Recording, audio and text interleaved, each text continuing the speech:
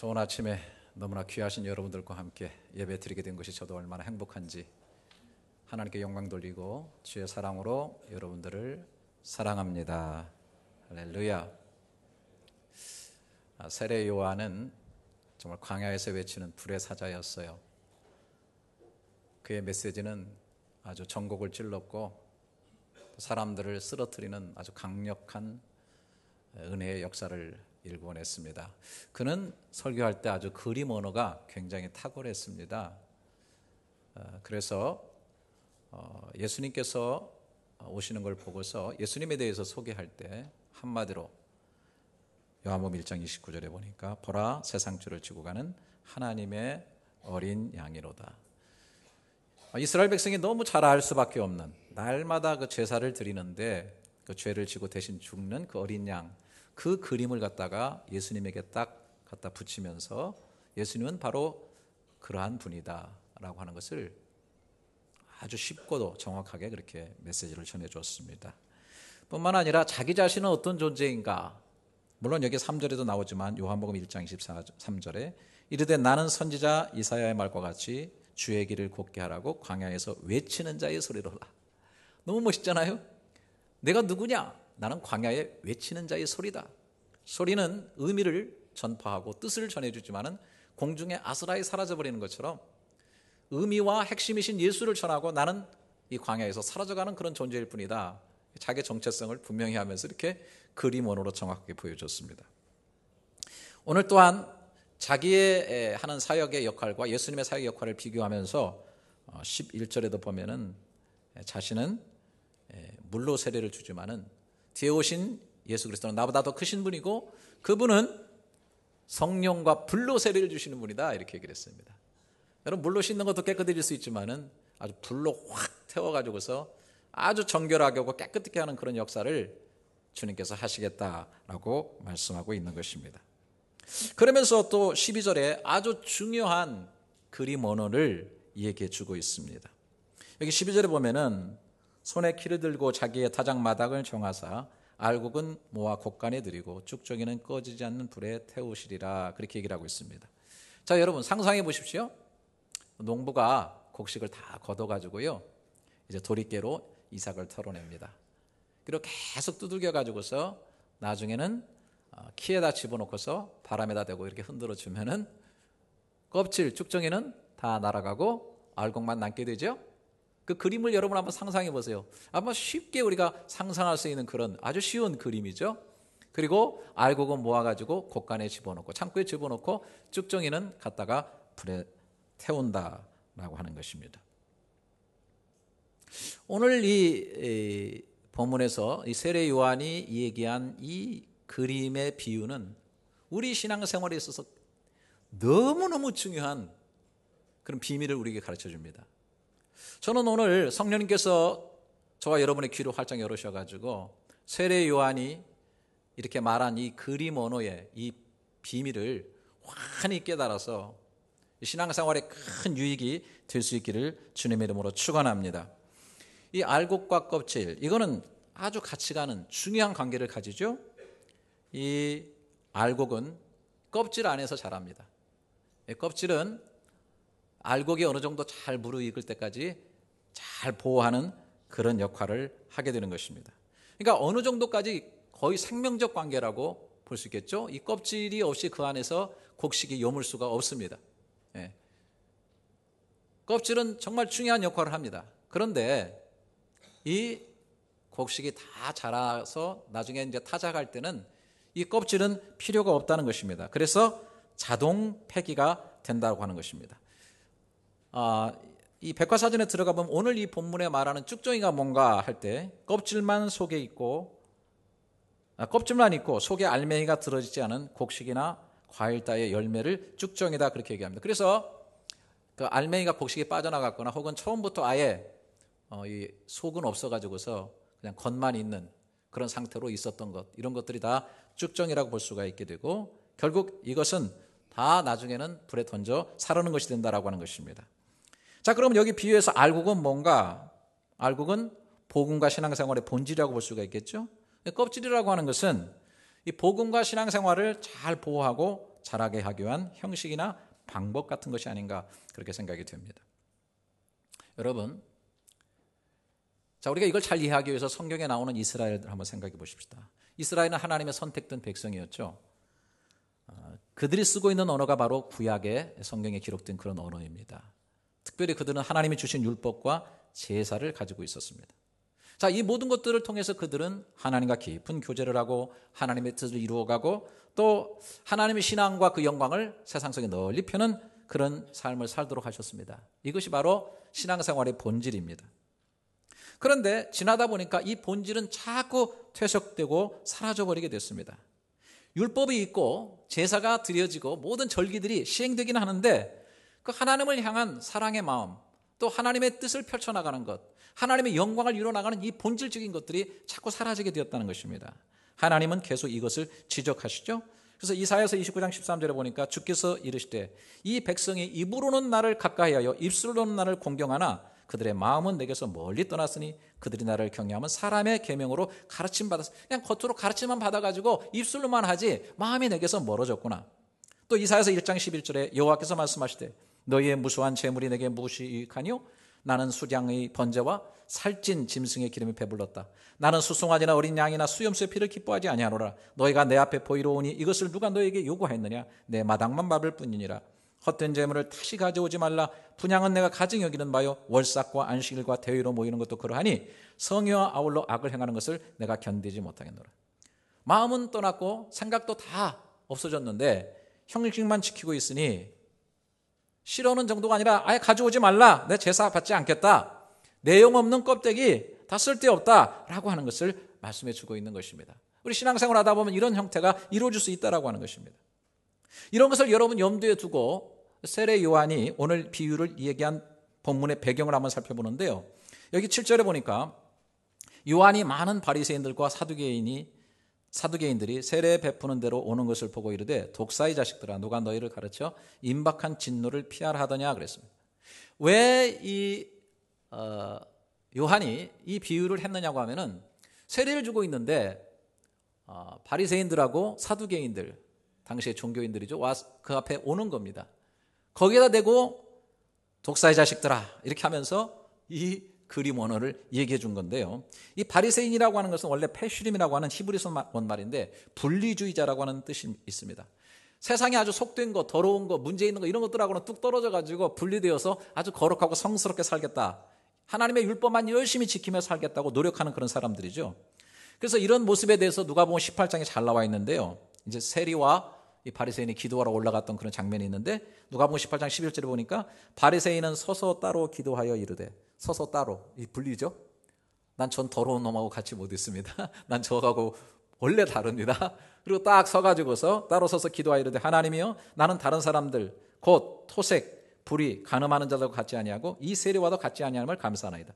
하여튼 토색하는 건 있을 수도 없고 불의 안 행하고 뭐 간음하는 거 절대 하지 않는 그런 사람입니다. 또 12절에 나는 일회에 2번씩 금식하고 또 소득에 11조를 드리나이다. 여러분 일주일에 2번씩 금식하는 게 쉽습니까? 얼마나 어렵습니까? 일주일에 2번씩 금식을 하고 또 소득에 꼬박꼬박 11조를 하나님께 드리는 정말 철저한 종교인들이라고 볼 수가 있겠죠. 또한 사두개인들이 누굽니까? 이 사두개파라고 하는 거는 원래 그 구약에 보면 사독이라고 하는 제사장이 있습니다.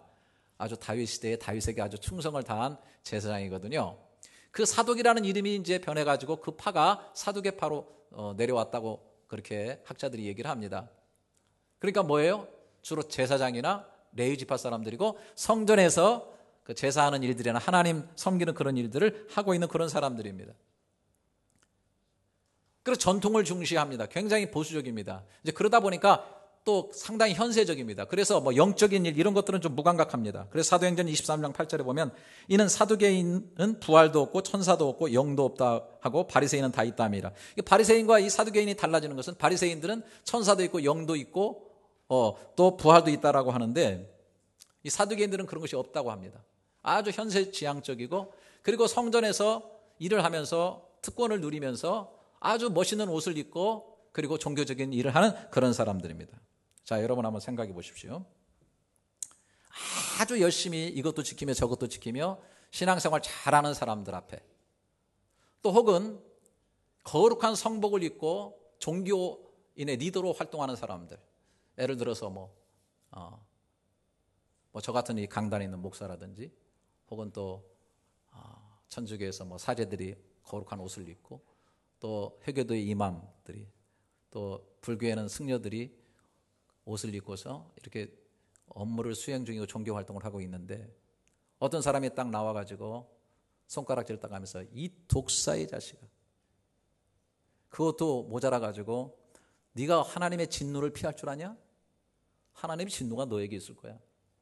오늘 이렇게 예배 드리고 있는데 하나님 보낸 선지자가 나와가지고 제가 이렇게 업무를 수행하고 있는데 손을 딱 들면서 이 독사의 자식아, 네가 하나님의 진노를 피할 수 있을 것 같아? 이렇게 한다고 한다면 아마 굉장히 당혹스럽고 아마 충격적인 그런 사건이 되게 될 것입니다. 바로 이런 형태입니다. 지금 많은 바리새인들과 사두개인들이 나오고 있는데, 거기다 대고서 세례 요한이 이 독사의 자식들아, 너희들이 하나님의 진노를 피할 수 있을 것 같으냐, 이렇게 얘기를 했습니다. 왜 그랬습니까? 8절 9절에 보면, 그러므로 회개에 합당한 열매를 맺고 속으로 아브라함이 우리 조상이라고 생각하지 말라. 내가 너에게 이르노니 하나님이 능히 이 돌들로도 아브라함의 자손이 되게 하리라. 너네들이 회개라고 하는 이 종교적인 모양은 갖추고 있는데 거기에 합당한 열매가 없다, 알맹이가 없다. 율법도 있고 제사도 있고 다 하는데 너희들이 그 속에 들어있는 그 속은 텅 비어있다, 마음이 하나님께서 떠났다, 위선이다, 그런 얘기죠. 마치 주님께서도 바리새인들을 책망하시면서 겉은 아주 회를 잘 칠해놨는데 속에는 무덤이다 이거예요. 죽은 것과 뼈만 가득한 그런 것이 있다는 것입니다. 여러분, 이렇게 된다고 한다면 얼마나 곤혹스럽습니까? 우리가 이렇게 주일 예배를 드리고 기도도 드리고 찬양도 드리고 봉사도 하고 헌금도 내는데, 만약에 정말 하나님과 진정한 교통이 없고 사랑이 없고 감사의 마음이 떠났고 주님을 향한 중심적 마음이 떠났다고 한다면 바로 이런 것과 마찬가지라고 하는 것입니다. 내용이 떠나버리면 모든 형식은 다 쭉정이가 되어버리고 하나님 앞에 질타를 받는 그런 내용이 된다고 하는 것입니다. 여러분, 한번 예를 들어 봅시다. 안식일을 한번 생각을 해보세요. 구약에서 안식일 지키는 거 굉장히 중요합니다. 자, 천지를 6일 동안 지으셨고 마지막 날에 인간을 지었고, 인간은 하나님과 안식일을 딱 지키고 나서 인생이 시작됐습니다. 그러니까 이 안식일이라고 하는 건 너무너무 중요한 거예요. 인간과 하나님이 같이 더불어 안식하면서 모든 인간의 생명의 활동이 시작됐기 때문에 시간은 내 주인은 하나님이시다. 또 출애굽기 이후에는 구원의 주가 하나님이시다라고 하는 것을 얘기해 주는 것입니다. 그러니까 이 안식일은 굉장히 하나님과 깊은 교제를 누리고 하나님이 창조주시고 시간의 주인이시고 내 삶의 근원이라고 하는 사실을 깊이 누리면서 교제하는 시간이거든요. 그래서 안식일 제도를 주셨습니다. 그러니까 하나님께서 이 제도를 이렇게 주심으로 인해서 그 안에서 내용물을 보호하고 그 내용물을 갖도록 살도록 하셨는데요, 이스라엘 백성들이 이 안식일을 지키다 보니까, 잘 들으세요, 이 백장 같은 차이인데 이게 굉장히 중요합니다. 이 내용물을 잘 보호하기 위해서 있는 이 안식일인데 이제는 그들이 자꾸 껍질에만 더 깊이 몰두하기 시작하는 겁니다. 여러분, 이런 일이 있을 수 있을까요? 신앙생활하다 보면 있을 수 있다는 것입니다. 어떻게 하면 안식일을 제대로 지키느냐에 몰두하다 보니까 안식일 조항만 600몇 가지 아주 구구절절 세세하게 그 안식일을 규정을 만들어 놨습니다. 여자가 브로치를 차고 가는데 큰 거는 안 되고 얼마 모양까지 되고 말이죠. 몇 걸음을 걸어가면 문제고 잘 지키려는 열심은 좋은데 나중에 뭐가 되냐면 안식일 자체에 빠져버린 겁니다.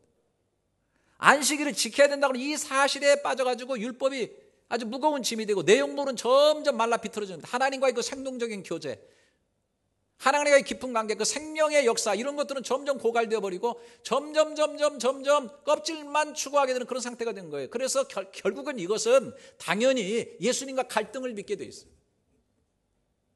그래서 예수님께서 안식일에 소경을 고치시고 안진뱅이를 일으키시고 했는데 이것이 아주 유대인들과 큰 마찰을 빚고 분쟁이 일어나게 됐습니다. 왜? 지가 하나님의 아들이라고 하면서 더더욱 하나님의 전통적인 율법을 지키는 유대인으로서 안식일에 일을 하느냐 말이죠.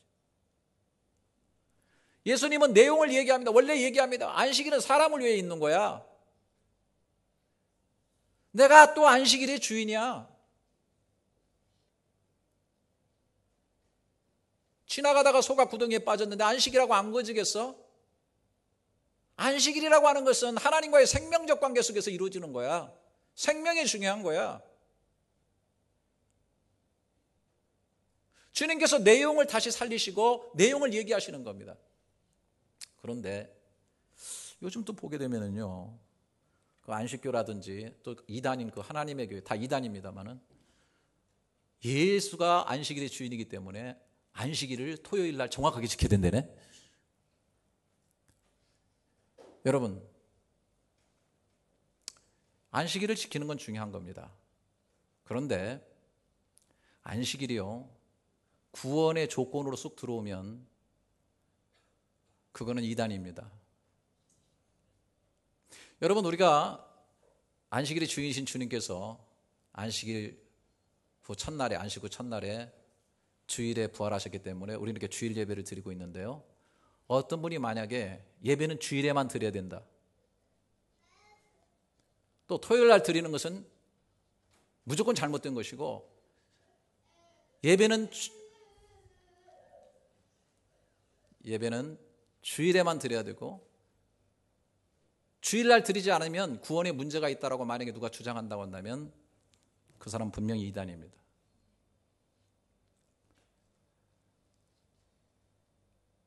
이것은 본질이 아니에요. 내용이 아닙니다. 하나의 껍질과 같이 우리에게 주어진 것이거든요. 그런데 이 껍질을 가지고 너무 우선시하다 보니까 본질을 왜곡시켜버리는 것, 이런 것들이 다 뒤틀려지게 된 것이라고 하는 사실입니다. 여러분, 오늘 신앙생활하면서 이런 부분들을 여러분들이 잘 생각하셔야 됩니다. 본질이 뭔가, 그 본질을, 내용을 잘 살리기 위해서 어떤 껍질 같은 것들이 주어지게 될 때 그 껍질은 내용물이 있기 때문에 의미를 갖게 되는 거예요. 내용물을 안고 있고 보호하고 있고 자라게 하는 한 이 껍질은 유용한 것입니다. 여러분들이 껍질들을 많이 정하시고 만들어 놓으십시오. 나는 매일매일 몇 시에 기도를 하겠다, 뭐 새벽 기도를 하겠다, 또 헌금을 드리겠다, 주일에 성수하겠다. 그런데 여러분, 이런 것들이 내용물은 빠지고 이런 것 자체가 신앙의 표식인 양, 구원의 조건인 양, 또 신앙생활의 자랑인 양, 이런 것들이 내용보다 더 우선적으로 들어오면서 그것이 하나의 율법화 된다고 한다면 이것은 여러분들이 껍질을 가지고 신앙생활을 하고 있는 거나 마찬가지라고 하는 사실.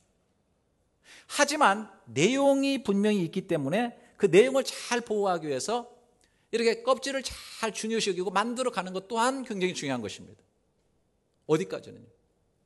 이런 걸 여러분들이 잘 생각했습니다. 제가 요즘 매일 제 아내한테 전화를 합니다. 아내가 치료를 시작할 때, 떠나올 때 저한테 그랬거든요. 여보, 매일 전화하세요.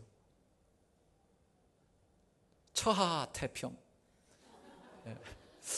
아내의 말을 잘 들어야 태평하기 때문에 제가 매일 시간을 제가 정해놓고 하루도 빠짐없이 지금까지 전화를 합니다. 오늘 아침에도 제가 나오면서 전화를 했습니다. 전화를 올려드렸습니다. 여러분, 본질이 뭡니까? 사랑을 확인하고 서로 관심을 갖고 또 서로 위로하고 격려하는 그런 내용 아닙니까? 이것을 정한 시간을 통해 가지고서 그 껍질이라는 것을 통해서 서로 확인하면서 또 부풀려 가는 거예요. 그런데 만약에 제가 어느 날 깜빡 잊어버려 가지고 전화를 못 했다고 하는데 저쪽에서 전화가 안 오니까 와가지고서 야바! 내가 매일 전화하라 그랬지? 어? 뭐 하고 있는 거야? 만약 이렇게 하면서 아주 불편한 관계로 깨어지게 된다면 여러분, 전화를 서로 하자고 하는 그것의 의미가 그 껍질 부분의 내용물이 깨져버리게 되는 거죠. 사실은 근본적으로 서로 사랑하고 서로 좋은 관계를 계속 가지려고 그렇게 한 것인데 그것에 의해서 그 관계가 깨어진다고 한다면 그 껍질은 아무런 의미가 없다라고 하는 것입니다.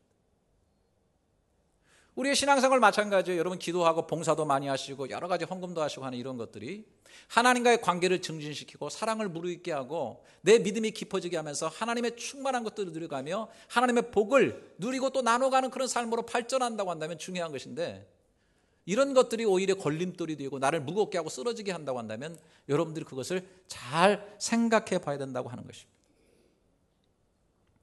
여러분, 더 깊은 의미에서 본문을 한번 살펴보는데요, 자, 11절 12절에 보면 나는 너희로 회개하게 하기 위하여 물로 세례를 베풀거니와 내 뒤에 오시는 이는 나보다 능력이 많으시니 나는 그의 신을 들기도 감당하지 못하겠노라. 그는 성령과 불로 너에게 세례를 베푸실 것이요 손에 키를 들고 자기의 타작마당을 정하게 하사 알곡은 모아 곳간에 들이고 쭉정에는 꺼지 않는 불에 태우시리라. 자, 세례 요한은 뒤에 오시는 분을 소개하고 있어요. 그는 성령과 불로 세례를 주는 분이다. 회개가 단순히 물로 이루어지는 것이 아니라 성령과 불로 완전히 회개가 이루어져서 완전한 회개를 통한 완전한 구원을 주시는 분인 예수 그리스도를 얘기하고 있는 것입니다. 자, 타작마당의 키를 누가 가지고 지금 흔들고 있어요? 여기 본문을 자세히 보세요. 그분은 바로 예수 그리스도이신 것입니다. 그러니까 본질과 핵심과 키가 여기 있습니다. 구약의 제사, 절기, 율법, 성전, 이 모든 것들은 다 형식적이고 그림자에 있고 껍질과 같은 것입니다. 그 속의 본질이 예수 그리스도입니다. 예수 그리스도가 내용이요 핵심인 것입니다. 그래서 제사의 핵심이 어린 양 예수 그리스도시고 어린 양 예수 그리스도가 오셔서 십자가에 죽으심으로 어린 양으로 죽으셨기 때문에 제사 제도가 폐해지게 된 것입니다. 그리고 모든 죄사함과 구원이 이루어지게 되는 것입니다. 여러분, 율법도 마찬가지입니다. 참 어렵죠. 율법이 폐했다고도 하고 율법이 완성되었다고 하는데 어느 장단에 춤을 춰야 되나? 이게 같은 것입니다. 여러분, 율법은 기능이 뭡니까?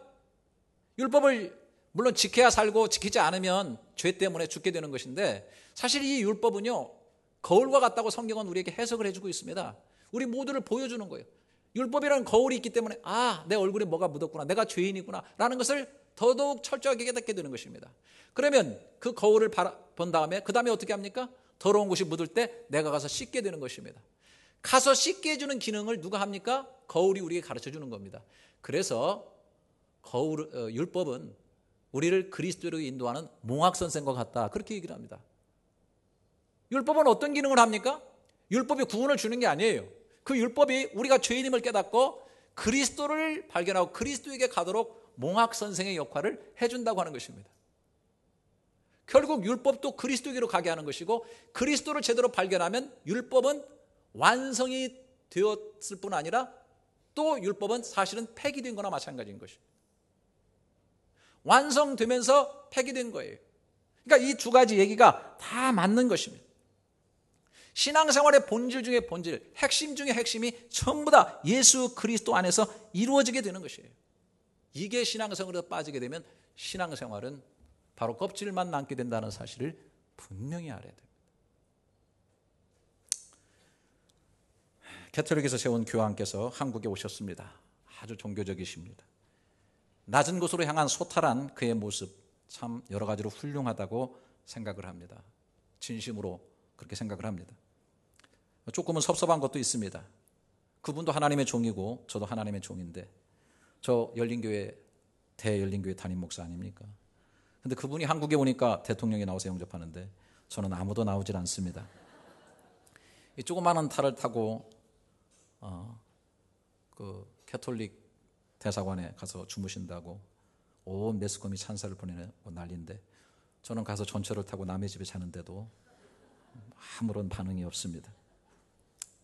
그래도 캐톨릭에서 만든 수십억 캐톨릭 신자들의 대수장이신데 겸손하시고 스스로 자신을 낮추고 약자를 돌보시는 모습 너무너무 훌륭하다고 생각이 됩니다. 그런데 우리가 한번 깊이 생각해 볼 것이 있습니다. 왜 이분은 존재하고 왜 이런 일을 하고 계신 것일까? 본질이 뭔가? 본질은 예수 때문에 그렇게 되었고 예수라는 이름으로 이런 일을 하고 다니신다고 생각이 됩니다. 지금 그분이 하는 모든 일은 형식입니다. 그런데 본질이 사라지지 않나는 그런 생각을 하게 됩니다. 예수님에 대한 얘기가 별로 없습니다. 예수 그리스도가 높여지거나 잘 전파되지 않고 있습니다. 너무 그런 삶 가운데 치중하다 보니까 그분이 이런 말씀을 하셨습니다. 얼마 전에 구제와 선한 일이 구원을 준다라고 말했습니다. 이 천주교에 있어서의 교황은 그가 많은 말이 무호하다고 하는 교리를 가지고 있습니다. 여러분, 근데 교황 무호설이라고 하는 게 교황이 죄가 없다 뭐 이렇게도 얘기하는 경우가 있지만, 뭐 얼마 전에 그분도 개인적으로 고해성사를 하고 이런 걸로 봐서 죄가 있음을 인정하는 것은 인정하는 거라고 생각하는데, 그분이 하는 얘기는 거의 성경과 방불하는 그런 권위를 가지고 있다고 보는 거죠. 그러니까 틀림이 없다고 보는 것입니다. 그런 수준에 있는 입장이기 때문에 그분의 얘기는 굉장히 중요합니다. 그래서 제가 알기로는 동성애자들이 바티칸 앞에 가서 데모합니다. 왜? 교황께서 동성애가 죄가 아니라고 선언해 주면 양심으로도 자유롭고 죄가 아닌 것이 되기 때문에 그들은 그 앞에서 데모를 하는 것입니다. 그런데 구제와 선한 일을 통해서 구원을 받는다라는 말씀을 하셨습니다. 자, 여러분, 제가 깊이 한번 질문을 해보겠습니다. 그러면 예수님은 왜 오셔서 십자가에서 죽으셨나요? 왜 하나님이신 하나님의 아들이 고난받고 십자가에서 피를 흘리고 죽으셔야만 했나요? 구제와 선함을 통해서 인간이 구원받을 수 있다라고 한다면 그분은 그러실 필요가 전혀 없으셨겠죠. 이것을 좀 더 이렇게 좀 극단적으로 표현한다고 한다면 그분에 이어서 되어진 캐톨릭의 수장께서 예수 그리스도의 십자가의 죽으심을 발로 짓밟고 있는 그런 형태가 아닌가라고 하는 우려를 금할 수가 없습니다. 천주교에서는 교황을 교회의 머리라고 주장합니다. 일대 교황이신 베드로, 그분에게 천국의 열쇠를 주셨기 때문에 그 열쇠를 받고 또 면죄부를 갖고 그분이 교회의 머리라고 얘기를 하는데, 교회의 머리가 둘입니까? 교회의 머리는 당연히 성경의 예수 그리스도이신 것입니다. 죄 사함은 오직 예수 그리스도로 말미암아 되는 줄을 믿습니다. 여기에 큰 문제가 있습니다. 여러분, 제 얘기를 한번 들어보십시오. 그들이 말하는 가장 원류, 제1대 교황이신 베드로 뭐라고 말했습니까? 베드로전서 1장 3절에 우리 주 예수 그리스도의 아버지 하나님을 찬송하리로다. 그의 많으신 긍휼대로 예수 그리스도를 죽은 자 가운데 부활하게 하심으로 말미암아 우리를 거듭나게 하사 산 소망, 우리가 거듭나서 산 소망을 갖게 된 것은 그리스도가 죽은 자 가운데 부활하심으로 되어졌다. 썩지 않고 더럽히지 않고 쇠하지 않는 유업을 있게 하시나니 곧 너희를 위하여 하늘에 간직하신 것이라. 하늘의 그 놀라운 간직해진 그 놀라운 기업, 그 하나님의 나라를 우리가 예수 그리스도 통해서 받는다고 분명하게 얘기하고 있습니다. 18절 너희가 알거니와 그랬습니다. 다 알고 있지 않느냐? 너희 조상이 물려준 헛된 행실에서 대속함을 받은 것은 은이나 금같이 없어질 것으로 된 것이 아니요 금이나 은 같은 성구를 가지고 막 휘황찬란하게 어떤 예식을 한다고 해서 그게 없어지는 것이 아니라 너희 조상 때부터 물려온 이 수많은 죄악, 이 행실에서 대속 곧 속죄함을 받은 것은 19절 오직 흠없고 점없는 어린 양 같은 그리스도의 보배로운 피로 된 것이라 이렇게 했어요. 베드로는 그렇게 천명을 했습니다. 마지막 유언을 베드로후서 그가 쓴 거죠. 3장 17절 18절에 그러므로 사랑하는 자들아 너희가 이것을 미리 알았은즉 무부번 자들의 미혹에 이끌려 너희가 굳센 데서 떨어지가 상가라. 도대체 미혹당하지 말아라. 말씀에서 미혹 따라서 떨어지지 말아라. 18절 마지막입니다. 오직 우리 주 구주 곧 구주 예수 그리스도의 은혜와 그를 아는 지식에서 자라가라. 영광이 이제와 영원한 날까지 그에게 있을지어다. 뭐라고 주장하셨습니까? 오직 너희들이 마지막 유언적으로 주 곧 구주 예수 그리스도의 은혜와 그를 아는 지식에서 너희가 자라가고 이제와 영원한 날까지 영광이 오직 그에게만 있을지니라. 할렐루야. 오늘날 영광이 어디로 돌아가고 있는가 여러분들이 잘 보셔야만 합니다. 신앙의 본질이 아닌 껍데기들을 붙잡고 그 껍데기들이 극대화됨으로써 본질이 흐려지고 얼마나 문제가 생기는가 여러분 너무너무 안타깝습니다. 지난 8월 15일이 광복절입니다. 그런데 천주교에서는 성모 승천일을 지키면서 대구에서 교황을 모시고 큰 집회를 했습니다. 성모 승천일입니다. 성모 누구십니까? 마리아가 승천하셨다고 하는 것입니다. 여러분, 마리아는 예수님이 이 땅에 오시는 통로로 사용된 정말 아름답고 귀한 분입니다. 그분의 믿음이 참으로 아름답습니다. 그런데 그분의 내용은 바로 예수 그리스도인 것입니다. 예수 그리스도를 위해서 쓰임받은 존재인 것입니다. 아무리 눈 씻고 성경을 봐도 마리아는 결코 승천하지 않았고 그들이 말하는 대로 예수 그리스도의 육신적인 어머니로서 역할을 하셨지 하나님 어머니가 아니십니다. 저는 제가 꼭 목사라서 그런 것이 아니고 제가 개신교라서 그런 것이 아니라 정말 제 신앙 양심을 걸고 직선적으로 말씀 앞에서 무릎 꿇고 기도하면서 여러분 그렇게 해보십시오. 과연 마리아가 그렇게 부풀려져 가지고 극대화되고 마리아 승천일을 기념하면서 세월호에 아파하는 사람들을 성모 마리아께 손에 올려드립니다라고 그렇게 기도의 대상이 꼭 되어야 되겠는가?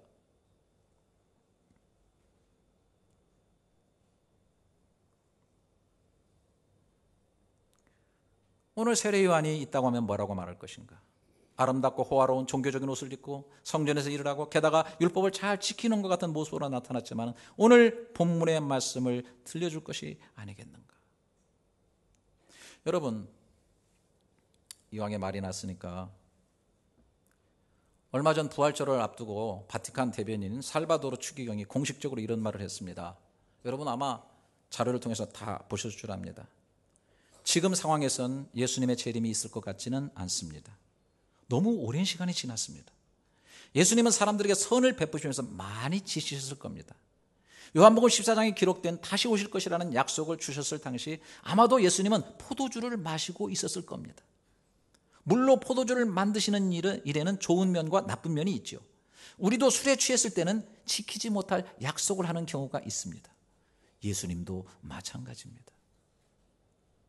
포도주 많이 드시고 지키지 못할 약속을 많이 하셨던 것 같습니다. 여러분, 저는 일면 굉장히 양심적인 그런 분이다라고 하는 그런 생각도 저는 합니다. 뭐 온다고 계속 그랬는데 안 오시니까 올 것이 같지가 않아요. 그래서 성경을 보니까 술을 드시고 분명히 지키지 못할 약속을 그냥 한번 하셨을 거라고 하는 생각이 드니까 그 부분에 대해서 진실되게 얘기했을 거라고 생각합니다. 저는 그 진실된 마음에 대해서는 찬사를 보냅니다. 여러분 그렇다고 한다면 그는 당연히 사제복을 벗어야 됩니다. 십자가 떼놓아야 됩니다. 교회에서 주는 녹을 먹지 말아야 됩니다. 평민으로 돌아가야 됩니다. 그게 양심적인 것이 아닙니까? 여러분, 예수님께서 좋은 일만 하시다가 너무 힘들어서 술 한잔 드시고 내가 다시 오겠다고는 헛소리를 했다고 한다면 제자들에게 잔을 가지시고 포도주를 주시면서 포도주 주시면서 이 피는 너희를 위해서 흘려주는 내 피니라, 모든 죄를 씻기 위한 내 피니라고 하는 것은 얼마나 더 취중의 말씀이시겠습니까?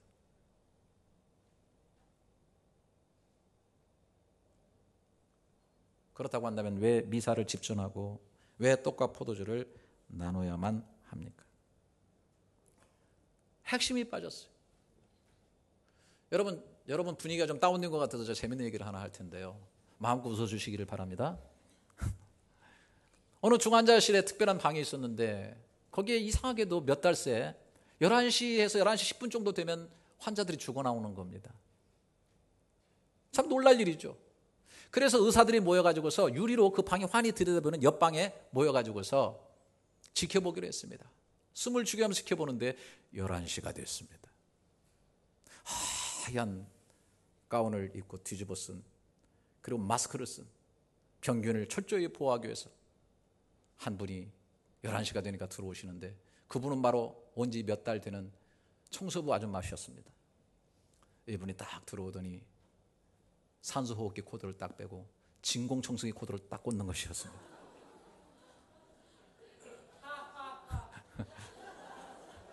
정말 웃어주셔서 감사합니다.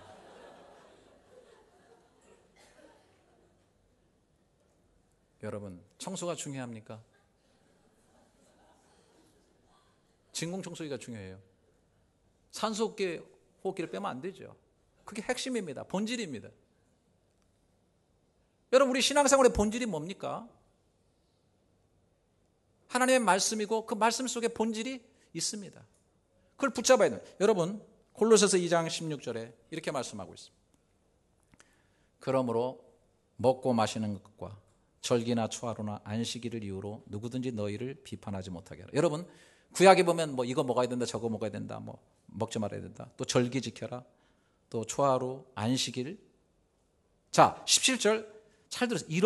이것들은 장래일의 그림자이나 몸은 그리스도의 것이니라. 성경 분명히 나와 있잖아요. 이건 그림자예요. 이건 껍질이에요. 예수를 보호하려는 거예요. 예수가 만들어지고 예수가 이 땅에 오셔서 사역을 다 이루시고 십자가의 구속사역을 이루시기 때문에 이것들은 다 그림자예요. 껍질인 겁니다. 몸은 그리스도라. 자, 18절 보십시오. 아무도 꾸며낸 겸손과 청사숭배로 숭배를 이유로 너희를 정죄하지 못하게 하라. 그가 그 본 것에 의지하여 그 육신의 생각을 따라 헛되이 과장하고 머리를 붙들지 않아요. 꾸며낸 겸손. 우리가 종교적이 되고 좀 멋있게 보이려고 참 노력하면서 그런 겸손. 또 천사를 숭배하거나 아니면 성인을 만들어가지고 모델을 세워놓고 여러분, 모델이 있는 건 참 좋은 겁니다. 제가 예를 들어서 멋있는 목사로서 좋은 모델이 되면 여러분 참 하나님 더 가까이 갈 수 있는 좋은 모델이 되죠. 은혜를 받고. 하지만 저는 예수 그리스도가 아닙니다. 만약에 여러분들이 혹시라도 저에 대해서 실망을 해가지고 교회를 안 나오고 오늘 이 설교를 듣고 실망해서 교회를 안 나온다면 여러분들은 원래부터 쭉정이지 알곡이 아닙니다. 뭘 보고 신앙생활을 해야 되고 근본을 어디에 박아야 되는지 모르고 있는 거거든요. 성인들을 만들어 놓고 막 시복식을 하고 이렇게 만들어 가지고 그런 것들이, 아이콘들이 신앙을 도움을 줄 수 있어야 되는 것인데 그것이 만약에 내용은 없어지고 그 자체가 우상화되어 버리면 이것이 바로 껍질이 되는 것입니다. 그래서 뭐라고 말씀했어요? 19절에 머리를 붙들냐. 머리가 뭡니까? 예수 그리스도입니다. 머리를 다른 거 붙들고 있다 이 말이에요. 자꾸 다른 거. 신앙생활에서 자꾸 다른 거 붙들고 있어요. 머리를 붙들지 아니하니라. 온 몸이 머리로 말미암아 마디와 힘줄로 공급함을 받고 연합하여 하나님이 자라게 하심으로 자라느니라 라고 말했어요. 머리들인 그리스도를 붙잡고 우리가 봉사하고 예배하고 기도하고, 그런데 만약에 이게 빠져버리면요, 여러분 기도도 우상이 될 수 있습니다. 기도 안 하면 미치는 사람이 있어요. 기도 1시간 안 하면은 하나님이 짱돌로 찍는 것으로 생각하는 사람이 있어요. 차에 타면 자동으로 눈 감습니다. 내가 분명히 음식을 놓고 데피기도 했는데 음식 가져와서 또 눈 감는 인간들이 있어요. 이게 뭐예요? 다 형식 아닙니까? 생각해 보세요. 예배 안 드리면 미쳐버리는, 예배의 내용 그리스도와 연결이 중요해요. 예배 자체를 하면 예배도 우상이 됩니다. 여러분 전도도 우상이 될 수 있습니다. 찬양도 우상이 될 수 있습니다. 심지어 구원까지도 구원하다 구원받은 거 아닙니까? 이게 좀 델리케이트 하지만은 여러분들 깊이 생각해 볼 것이 있어요. 핵심이 뭔가, 무엇을 붙잡아야 되는가라고 하는 것입니다. 우리가 신앙생활 할 때요, 베드로, 바울, 사도들, 교황들, 우리 장로교들, 저부터 절절 매는 켈빈, 우리 개신교의 루터, 그리고 감리교 여러분들이 머리에 숙이는 웨슬레, 여러분 다 껍질입니다. 칼빈 선생이 100명이 제 안에 있어도 구원이 이루어지지 않습니다. 지남철이 이렇게 오면 철성분만 딸려 올라갑니다. 철성분을 가진 건 딸려 올라가요.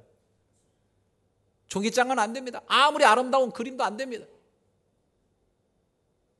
본질은 내 속에 그리스도가 계시고 그리스도 중심적이 되고 그리스도가 내 속에 역사하실 때 구원의 역사가 이루어지게 되는 것입니다.